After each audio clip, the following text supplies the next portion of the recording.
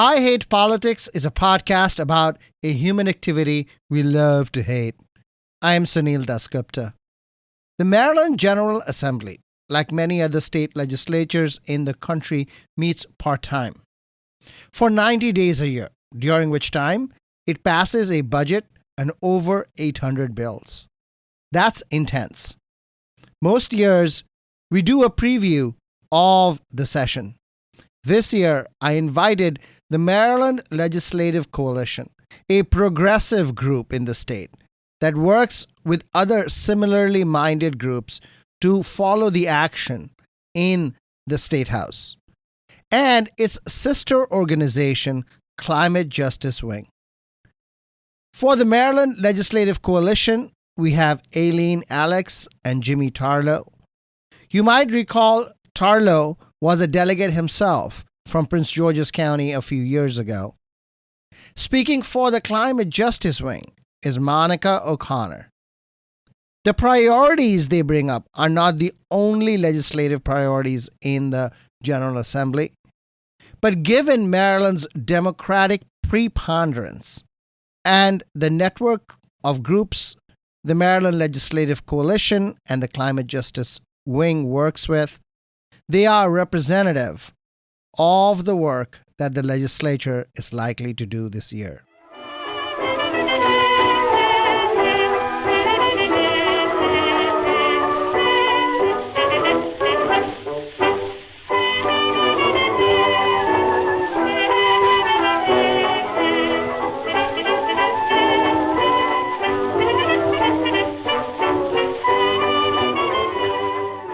I Hate Politics is a podcast about our neighborhoods, workplaces, schools and streets, and our local governments as they function in diverse and democratic societies. This means our politics are dirty, messy, sometimes corrupt, with often self-serving politicians. But no matter how much we may hate politics, we are never exempt from it, even when we refuse to participate. In fact, the purpose of politics is to keep society functioning precisely when we don't agree with each other, like now. Music for this episode has a long story. In 2022, Congress passed a new law called the Music Modernization Act, which removed copyright protection from artistic works more than 100 years ago on a rolling basis. In 2022, that brought Winnie the Pooh and the Great Gatsby into the public domain. In 2023, there was a technical legal hiatus, but January 2024 has brought all recordings from 1923 into the public domain. You can download, remix, and reuse them freely. There are exceptions. Only recordings made in 1923 are in the public domain. Not a later 1932 recording of a song, for example, which will only be available in the public domain in 2033. We cleaned up the recordings as best as we could. If you want to know more about public domain and artistic works, go to Duke University's Center for the Study of the Public Domain. And the Library of Congress's collection called the National Jukebox makes original recordings available. This song is Swinging Down the Lane by the Isham Jones Band.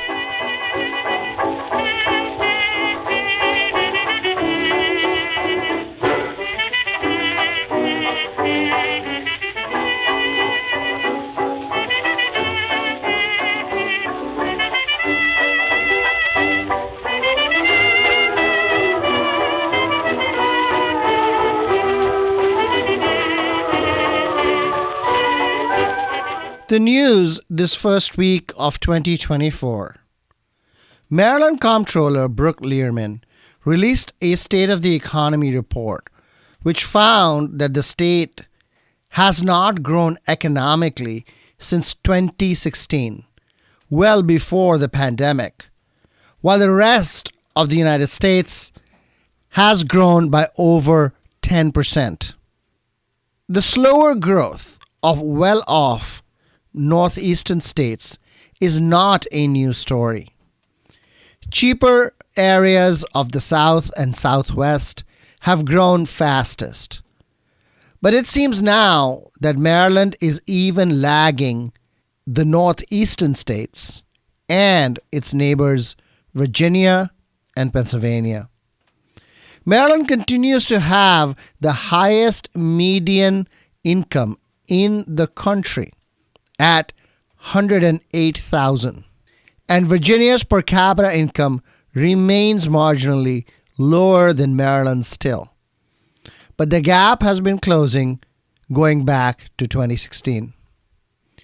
The report makes an argument that Maryland is lagging because of the net outmigration of population combined with low natural growth rates and the state's rock bottom unemployment rate at 1.8%, which means that it is hard to hire Marylanders into new jobs in the state.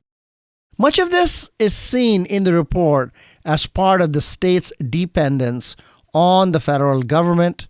Tenure in federal jobs tends to be longer than in the private sector, so turnover and unemployment rates will be lower. What has been concerning is the outmigration of 35 to 44-year-olds stemming from new federal work-from-home rules that allows Maryland-based federal employees to consider cheaper housing in Western Maryland, Pennsylvania, and West Virginia. The report also identifies housing prices as a reason why people are not moving to Maryland to take these jobs and boosting the state's population. The issue, according to the report, is the supply of housing. Between 2015 and 2019, housing inventory in the state decreased by 30%, and median home sale price increased by 18%. Between 2019 and 2022, housing inventory dropped further between 40 and 75% in every county, and median home prices increased by over 25% in all but 4 counties in the state.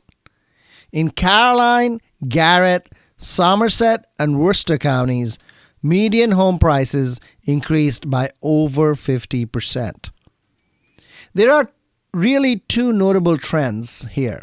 First, the housing shortage is not just in rich and populous areas such as Montgomery, Howard, and Prince George's, but also in Somerset, Worcester, and Garrett, in the Eastern Shore, and in Western Maryland, respectively. Places where Marylanders from high-rent suburban Washington, D.C. counties may have moved as they worked more from home. Still, the statewide extent of the housing shortage implies a larger cause than the smaller, limited county-level problems that we talk about mostly. Typically, in Montgomery County, for example, urbanists have identified land use and zoning restrictions as one big cause for the housing shortage. But if the same problem exists in Garrett County as well, we have to think about larger trends affecting the state as a whole, and the report from the Comptroller's Office is silent on that. Second, compare Maryland's housing prices with Virginia's, where the economy and population have continued to grow. The median home price in Maryland's most expensive county, Montgomery, is $550,000 according to the report. On Realtor.com, the median home price in Northern Virginia is $775,000 for Fairfax, $750,000 for Loudoun and Arlington counties, and $675,000 for Alexandria. At the lower end, Roanoke, Henrico, and Chesterfield counties, which are not in Northern Virginia, have higher median home prices than in Allegheny and Somerset counties and the city of Baltimore in Maryland. So Maryland has a shrinking or stable population and yet has severe housing shortage, but at prices lower than in Virginia, where population continues to grow. This puzzle remains unanswered in the 116-page report. Meanwhile, there is growing dissatisfaction over rising property tax implications as the state's centralized Department of Assessments and Taxation, SDAT, begins to send out updated property valuations to residents around the state. SDAT assesses residential property on a rotating basis, with a third of the properties in the state coming up for reassessment every 3 years. The average increase, it seems, would be between 20 and 30% and could mean a hefty increase in property tax bills. You can appeal the new assessment within a few weeks of receiving the new valuation. Keep in mind that SDAT determines values of residential buildings mainly by using comparables. If you applauded the increases in property values in your neighborhood, now it's time to pay up. According to updated state road safety data, 600 people were killed by vehicles on Maryland roadways in 2023, up from 564 in 2022. The last highest number was 573 in 2020, the pandemic year. The most dangerous roads in the state are in Prince George's County, followed by Baltimore County. Montgomery County is at a third of the fatality rate of Prince George's and half of that of Baltimore County. If you look at a heat map, you can see that I-95 going from Washington, D.C. to Baltimore is the most treacherous roadway in Maryland. Anne Arundel County has similar road deaths as Montgomery, but only half Montgomery's population. What is super interesting is that older drivers above the age of 65 were 3 times more likely to die on the roads than younger drivers under 20. Now, age is not necessarily a cause of death, but keep in mind the significantly higher insurance premium rates companies charge for younger drivers than they do for older ones. Statewide, roughly a third of the crashes were due to distracted driving, and just short of a third due to speed. 108 deaths occurred due to impaired driving.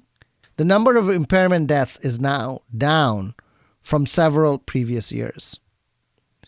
In all, 153 pedestrians and 15 bicyclists were killed in the state. Again, Prince George's and Baltimore counties are the most dangerous. Most pedestrian deaths are classified as the fault of the pedestrian for being in the roadway in the wrong place. Pedestrian and bicyclist deaths are among the fastest growing categories of road deaths. Last year, we looked at the Maryland College Prepaid Trust, one part of the state's 529 college tuition funding agency, where families could buy tuition at Maryland schools of higher education ahead of time. The trust had been badly managed by its board and was taken over by the state treasurer, who said publicly that he would make investor families whole. This was a big administrative burden, but at least the trust had enough money to make good on this promise. December 31st was the deadline for families converting the prepaid trust investment to the market-based fund, which is also run by the state. This would allow families to book their investment gains. The latest controversy on the issue is whether the state will issue 1099 documents for those investment gains. 529s are supposed to be tax-free if used to pay for education. But it seems that as part of the transfer from the trust fund to the market fund, families may end up with significant tax burdens. The ball is still up in the air. Families who successfully lobbied to close down the agency following its administrative failures are lobbying legislators again. The aggregate impact could be in the tens of millions of dollars.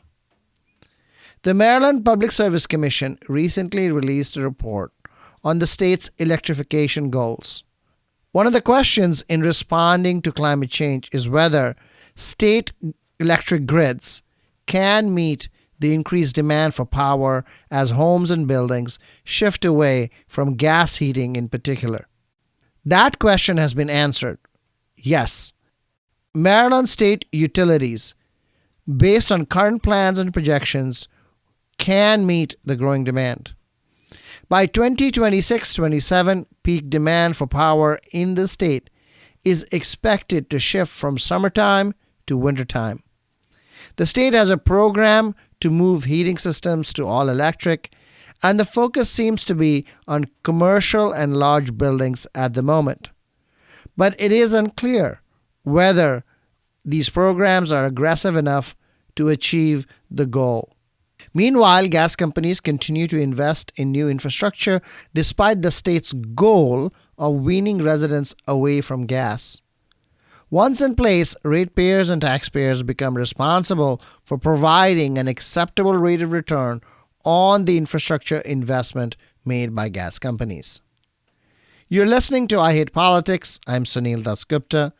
I'll be back with Aileen Alex and Jimmy Tarlow of the Maryland Legislative Coalition and Monica O'Connor of the Climate Justice Wing to talk about State House legislation in the upcoming Maryland General Assembly session starting January 10th. This next song from 1923 is called Who Is Sorry Now? Music by Ted Snyder.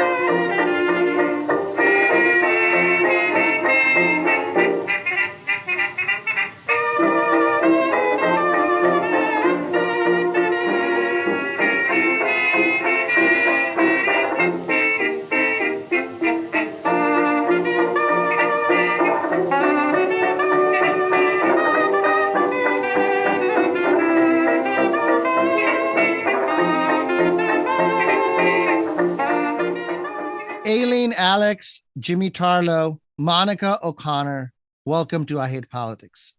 Let's start with what is the Maryland Legislative Coalition? Okay, I've got the answer to that. So in 2017, your friend Cecilia Plant and our friend and colleague too got together with a bunch of her friends and decided that it might be more productive to promote socially oriented legislation at the state level rather than participate in the mass demonstrations that were going on as a result of the 2016 election.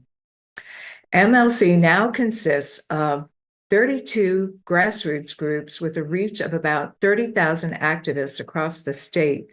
We actively collaborate with 20 NGOs across the state and 50 state legislators at any given time. Our mission is to make sure that Maryland residents have a voice in legislation that directly affects them.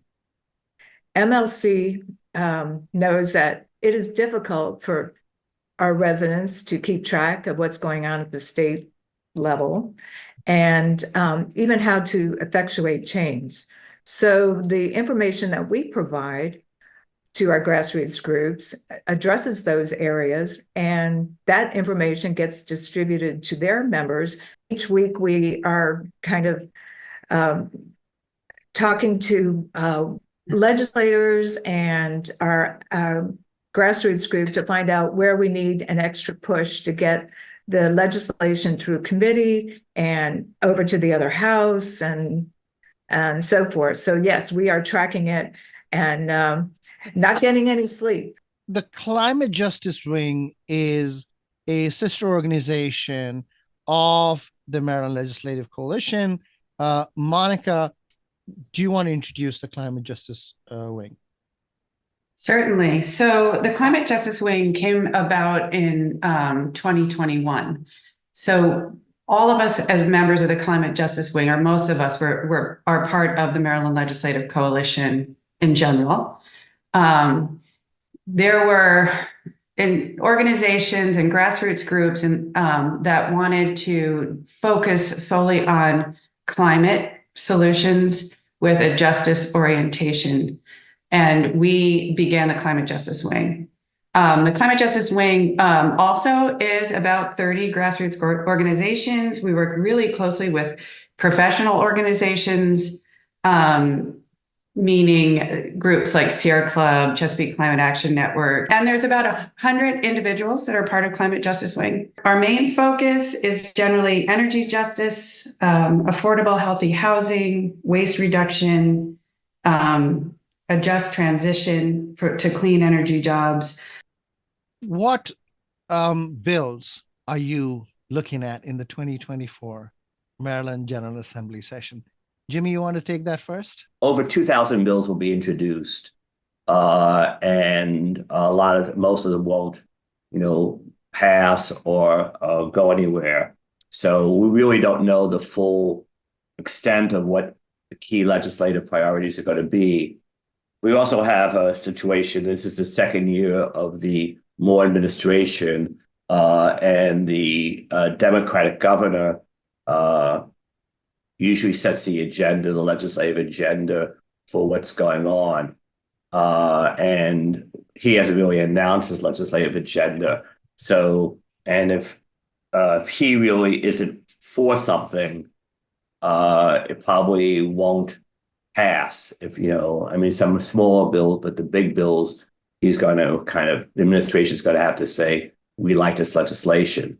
One of the problems that he has talked about publicly, Governor Moore, is the revenue situation. Maryland actually had a windfall of revenue as a result of the COVID and some money and some other money that came into Maryland as a result of the Infrastructure Act, the American Recovery Act, and just COVID Relief Act.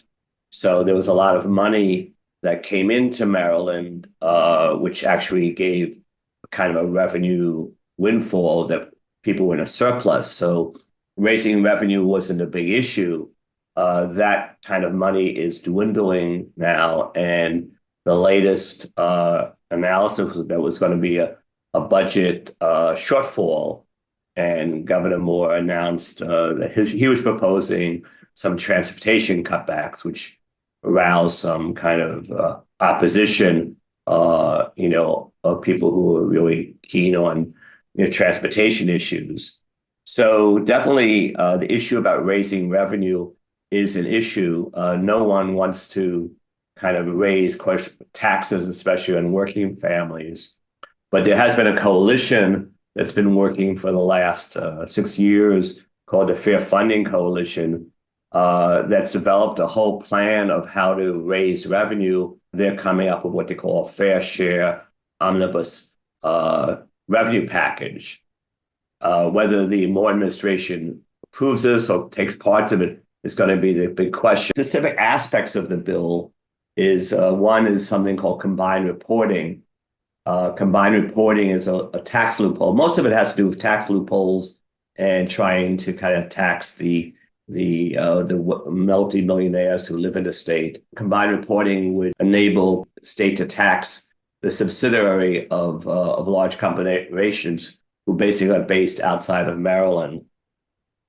Another bill that people are talking about is expanding the estate tax. Right now, the estate tax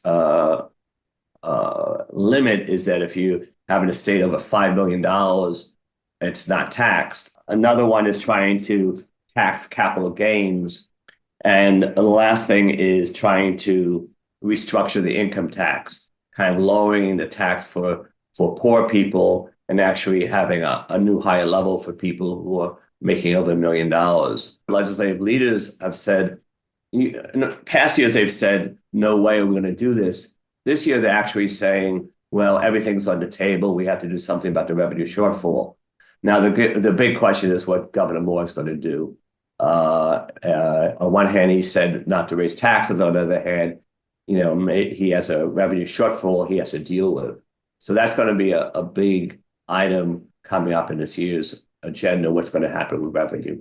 Aileen, do you have a big item on your list? On my list is funding for the blueprint for Maryland's future and making sure that funding happens. There are concerns at a local level that is not being supported properly, and now the state budget issues are also of concern. We have support for the blueprint from Delegate Young from Frederick, and we also are getting support for it from Strong Schools Maryland, of course. And in addition to supporting the blueprint, they've also mentioned a couple of other pieces of legislation that would help our schools that maybe don't have as big a financial note. They're talking about certification for preschool educators. They need more accessibility for disabled students and elimination of any book bans. Monica, on the environmental side, what is your biggest ticket item? So in 2022, the Maryland passed the Climate Solutions Now bill, which was a huge comprehensive climate bill that put us on track to be like a leader in the country for carbon emission reductions, 60% by 2031 and net zero by 2045. So what the General Assembly is doing this year is passing small bills to help us reach those targets. And interestingly, many of the climate bills that are being introduced don't have a huge budget, but they have a big impact. So for example, this year, the Empower Reform Bill is a bill that we all are very encouraged will pass this year. It's a Public Service Commission bill, but it's being introduced by Feldman and Wilson. And Empower is something that's been around for a while. And what it means is that every time we pay our energy bills, every one of us pays a little bit of money to have energy audits of our homes. A lot of people don't really know about that, but that's actually something that is available to all Marylanders. Originally, the Empower bill was about energy savings and efficiency. And the tweak of the reformed Empower bill would to focus more on greenhouse gas reductions as a goal. And one way it would do this would be by mandating fuel switching. So right now, for example, if you have a gas furnace and you have an energy audit and you want to switch it out using Empower money for a more efficient furnace, you would have to just switch it to gas. That's the way it is right now. The Empower reform would mandate all electric. So it would mandate switching from gas to electric because electric is more efficient. The next large bill, the Better Buildings Act of 2024, would require that new buildings and large renovations of buildings that like their heat load would increase by about 30%, that they would use these highly efficient appliances, heat pumps and heat pump water heaters. Jurisdictions could decide themselves, possibly on stoves, because that's a big touchy point with people. But there would have to be maybe some readiness for electricity in the house, readiness for solar on large buildings and things like that. Jimmy, housing is a big problem, at least in central Maryland, in Montgomery County, in Prince George's County.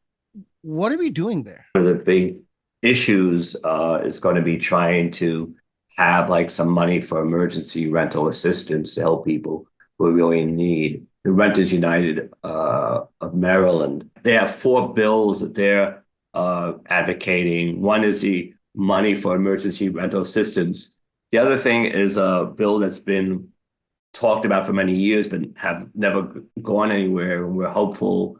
We have a new chair of the Environment and Transportation Committee, which deals with housing, Mark Corman, and we're hopeful that some of this legislation will get through his committees. A lot of times it hasn't gone through the committee.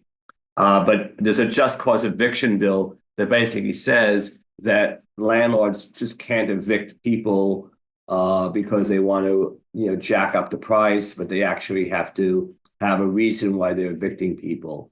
In other words, you can't just evict people because without having some kind of arbitrary reason. It's really a hardship for people to be living in an apartment and suddenly being told without any reason that they've been evicted from the building. So there's a bill that would make it, you'd have to have a just cause before you could evict people, but it had to be a good reason. There's another bill which is called the Tenants Property Act, which basically says that a lot of people are evicted and then they don't have the ability to collect their belongings. And so this bill basically says that they can go back and get their belongings. And there's also the last piece of legislation they're pushing is called the Tenant Safety Act. It allows tenants to be able to put rent in escrow when there's a safety problem, because we have an issue where a lot of landlords don't fix up their apartments and they continue to collect the rent. So this bill would allow, with proven, leaking, ceiling, something really wrong, heated not working, that they could put it in escrow and pay for the repairs until the landlord pays for it. So what is really striking to me is that all the bills that you suggested have to do with renters. The big issue is that rent is going up too fast. And one of the reasons rent is going up too fast is because there's not enough supply of homes. But it seems that the state government itself is not in that business at all, based on what you're telling me. Well, I mean, that's a good question. And, being in the state legislature, the real ability to raise revenue is a national issue, a federal issue. And that's where you could get like, a $50 billion, infrastructure bill that could really drive this stuff. The state, can do a little kind of tweaks to raise money, but they don't have the kind of revenue for a major kind of housing program, which is what you're talking about. But you're right that this definitely, with the amount of, especially there's a lot of development going for what they call market rate housing, but there's not much for kind of people who don't have that kind of money, who can pay like $3,000-$4,000 a month for apartments. So there really isn't, not when I was in the state either, a lot of money to actually promote building, for infrastructure. There have been some bills to give incentives for people to do building around transit centers and to try and give incentives for that. But in terms of the kinds of housing needs this country has, you really have to deal with the federal government for that. Well, Washington, D.C., Mayor Bowser there put $500 million in a housing fund. Montgomery County has put about $100 million in a housing opportunity fund. We just haven't heard of any kind of major housing proposal like that.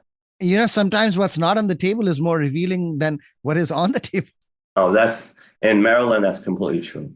What is next on your agenda? So the other bill people have been talking about for the last, I don't know, many years when I was in the legislature is about the issue about filling vacancies in the state legislature.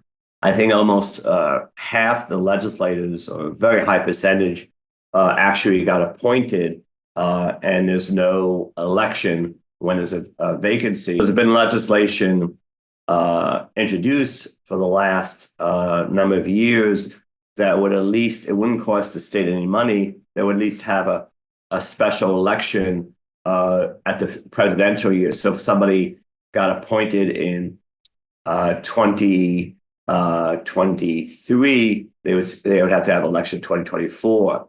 There's also other legislation that Julie Polakovich Carr has, which actually kind of reforms the process about who is can be appointed. So a lot of places in some, the chair of the Democratic Party has been the person in a county who actually got appointed. Special elections bill passed the Senate almost unanimously a couple of years ago, but got held up in the House side. But there's now a lot of talk about I know the Senate president has made it a big priority that this kind of legislation be passed this year, in the upcoming legislature. The speaker hasn't really taken a position on it, and the head of the Ways and Means Committee has been opposed to it in the past, but I think there's a lot of pressure to do something. What about ranked choice voting? That's on my list. This bill was first introduced in 2023 and would have authorized Montgomery County Council to adopt ranked choice voting in specific elections. And as you know, Sunil, ranked choice voting has the possibility of reducing extremist positions, especially in primary elections. We have, I've documented that it has support from many, if not all, MoCo legislators. What is the healthcare bill that you're most looking at? There's more than one, but one thing that intersects the question of immigrant rights and health care is the fact that there's a bill called the Access to Care Act that would open up the Maryland exchange irrespective of immigration status. So that would basically open it up to people no matter what the immigration status is in the country.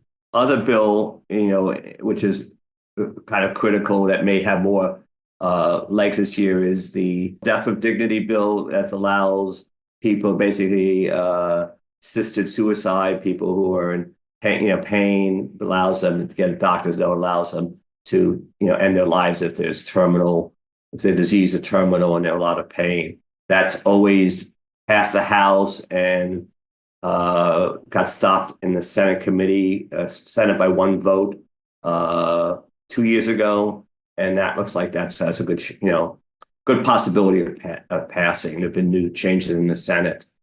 And the third thing on the health is the medical debt legislation, which has been a big issue where basically the coalition now is supporting a bill that would prohibit private hospitals from restricting eligibility for financial assistance based on geographical issues as opposed to financial issues. So that's another bill. Something I'm very involved in is kind of labor issues. There's one bill that I think Linda Foley is introducing that would expand collective bargaining rights to people at the University of Maryland. And there's another bill that would expand collective bargaining rights, not to have a union, but just to have the right to have a union. So people don't realize that people don't even have the right to form a union for library workers. And the third of two more bills. One is that would allow, they just raised the minimum wage, but tipped workers can only make, the minimum wage is only $3.63 an hour. And there's a bill that would actually enable tipped workers minimum wage to go up to $15 an hour over a number of years. This passed in Washington, D.C., and there'll be some push to get this done there. And the last bill is for state workers. Right now, in the private sector, you have the right to strike. State workers aren't allowed to have a right to strike, so management can make the final offer. And so there's a bill that would actually go to what's called an arbitration process, where a neutral person would decide during collective bargaining what the final outcome is. I've got some other miscellaneous things that I think are important, actually. Something on gun control. So just before Thanksgiving, a federal appeals court ruled that Maryland's law requiring handgun qualification licenses is unconstitutional. A stay has been issued pending appeals, but in the meantime, Speaker Jones and the Senate President Ferguson and even gun advocates have stressed the need for protection that this licensure provided. We believe that this could be a developing issue for the 2024 session. And then over in criminal justice, we, as you know, legalized marijuana last year, and we are still working towards eliminating some of the criminalization, associated criminalization around that issue. But the important thing is that we're trying to chip away at the forces in Maryland that are leading to the highest African American incarceration rate in the country. One of the things that is being proposed is reducing adult and juvenile sentences that have already seen 20 plus years of incarceration. For LGBTQ rights, we would like to propose some legislation that would extend the reproductive health care protections to cover gender affirming care. Along the same lines, for women's rights, we're looking at trying to develop a zone around abortion clinics to protect the providers and the patients and activists from harassment and risk of physical harm. So that issue came up in our discussions with people from Western Maryland, that they have a new abortion clinic out there. They're already seeing protests and already asking whether asking for this type of legislation to help them out. Is there also a legislation where Maryland doctors are not being persecuted by other states for?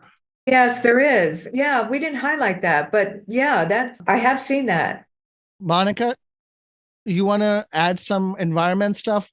In terms of zero waste bill that's coming back this year, and hopefully this is the year. What does zero waste mean, Monica? Can you say that? Zero waste is kind of a general term on reducing pollution from waste. This bill is called the Reclaim Renewables Act of 2024. So this bill is very specific. Back in, I think, when O'Malley was governor, the Renewable Portfolio Standard, that was a standard that was established to subsidize renewable energy sources in the state. Oh, it was a good idea, and but unfortunately, some of the what is considered renewable is actually polluting and is not renewable. So for years, people have been trying to reform the Renewable Portfolio Standard. What's an example? What's an example of that? What people consider to be renewable, but is actually polluting? So, well, what I'm going to talk about is trash incineration. So that's the example I'm going to use.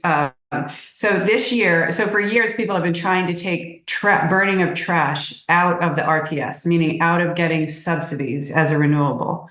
And, right now there are 3 trash incinerator facilities that are getting like $40 million a year in subsidies. Trash incinerators create a lot of carbon emissions, and also they have other really serious polluting NOx that people who live around trash incinerators have to suffer through. And so we're hoping that Delegate Stewart is the champion on this bill, that this year we will pull trash incineration out of the RPS.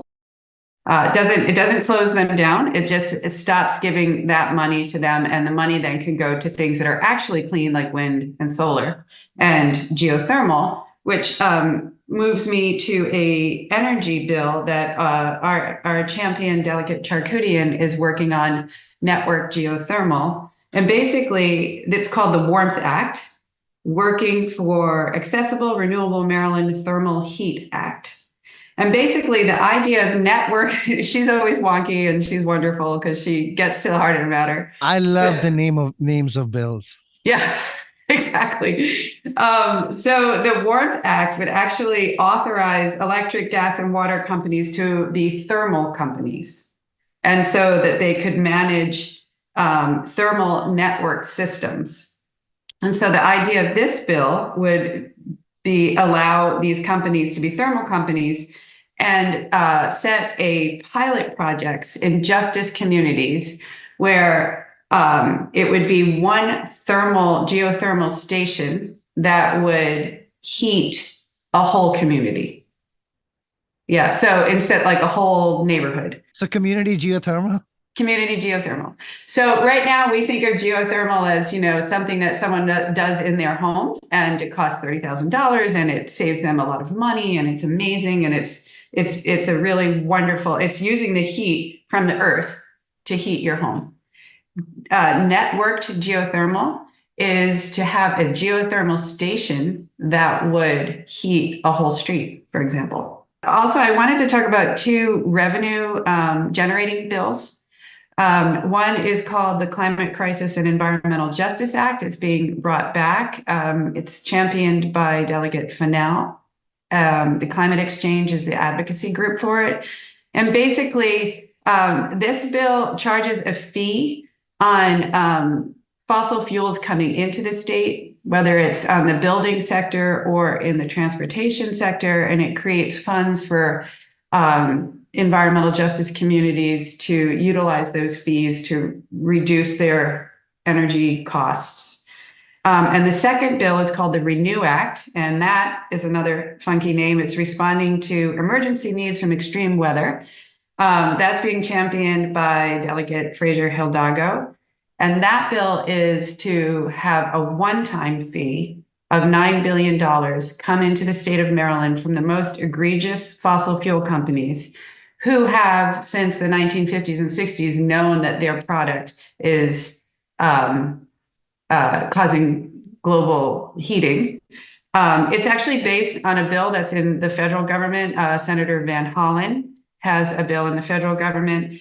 So right now in Maryland, when there's a climate catastrophe, the people pay with their taxes on adaptation, mitigation. They deal with the issue. This bill is to say that the people who are causing these problems should be the ones paying, not on the backs of the taxpayers. So, for example, I live in Ellicott City. Everyone knows of the flooding in Ellicott City in 2016, 2019. The county of Howard is going to dig an 18-foot wide tunnel to take all this water and, tunnel it out of the city to the tune of $228 million. And it's the people of Howard County that have to pay for this. This bill would say this isn't fair. These companies are not situated in Maryland, but they're causing all this havoc in Maryland. They're making billions of dollars in profit. They should have some responsibility to pay for adaptation and mitigation. So those are the climate bills I wanted to highlight. If we have a minute, I'd like to talk about two big water bills that are coming to the General Assembly this year. One is called the Whole Watershed Bill, sponsored by Senator Elfreth and Delegate Love, and the advocacy group is the Chesapeake Bay Foundation. And basically in Maryland, we have all these different watersheds and kind of like a shotgun approach to dealing with how to protect them, and this bill would and how to get them off the federal, delist them from the federal polluted dirty water list. So it's kind of a fly by night. So this bill would say, let's dedicate a lot of effort and a lot of money on 5 different watersheds in Maryland, urban, agricultural, Eastern Shore, Western Shore, and get these 5 watersheds delisted, and then use that as a template on how to work throughout the state on our water issues. And the second bill is called the Clean Water Justice Act. That is being championed by Delegate Love, and the advocacy group is the Water Keepers. So it's in response to the Supreme Court decision in May that really rolled back the Federal Clean Water Act. So prior to that, in Maryland, if water is being polluted, citizens don't have a right in Maryland to deal with the problem of their waters being polluted. They would have to go to the federal government. And now that that has been so weakened. This bill would be a way for Marylanders to deal with permits and other, industries that are polluting their waterways. So it's like a citizen's ability to check the permits that are being allowed to help for illegal pollution of waterways. Aileen, back to you. Okay, just one more on my list, and that's the ERA, believe it or not. ERA, really? Yes, yes. This joint resolution affirms that the Federal Equal Rights Amendment is already the 28th Amendment to the United States Constitution. On that note, hallelujah. I mean, ERA. Thank you all for taking the time on the first day of 2024 to explain what's going to happen in Annapolis. I hope to see you all more on the show in the future. Sunil, can I give a plug for this coming weekend, the 6th and 7th? Climate Justice Wing has a big environmental summit, climate and environmental summit on the 6th and the 7th from 2 to 4:30. And we'll have 19 legislators come on to talk about their climate and environmental bills that they want to put forward this session. And they'll tell us how to get involved. The advocacy groups will be there. And if anyone is interested, they can go to the Maryland Legislative site and we'll put something up on that site. I will put it in the show notes as well. That's awesome. Thank you all.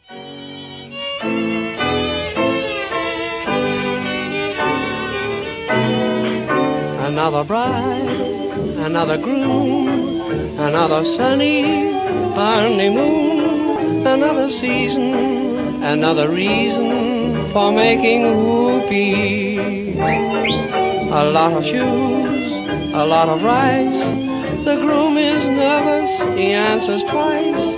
It's really killing that he's so willing to make whoopee.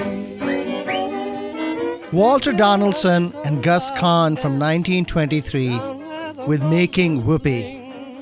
We'll leave the lessons of this episode for the following weeks when the Maryland General Assembly delivers.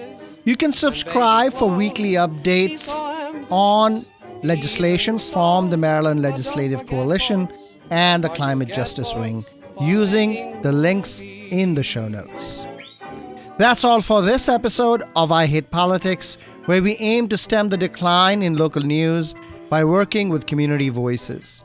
I Hate Politics is produced by me, Sunil Dasgupta, and assistant producers Daniel Gallio and Katarina Gasek, with support from University of Maryland, Baltimore County. I direct UMBC's political science program at the universities at Shady Grove in Montgomery County, where, among other things, we explore and learn about politics, government, and society close to home. Music for this episode comes from 1923. Sound recordings from that year entered the public domain on January 1st, 2024. You can listen to old American tunes from the National Jukebox Collection of the Library of Congress. If you want to share your music on the show or know someone else who might want to, please email us at producer@ihppod.org. I hope you'll subscribe and share the podcast as we bring you stories about politics close to you and to your home. Have a great new year. He says he's busy, but she says, is he? He's making whoopee. He doesn't make much money, only 5,000 a per. Some judge who thinks he's funny says you pay 6 to her. He says, now judge, suppose I fail. The judge says, budge, right into jail. You better keep her, you'll find it cheaper than making whoopee.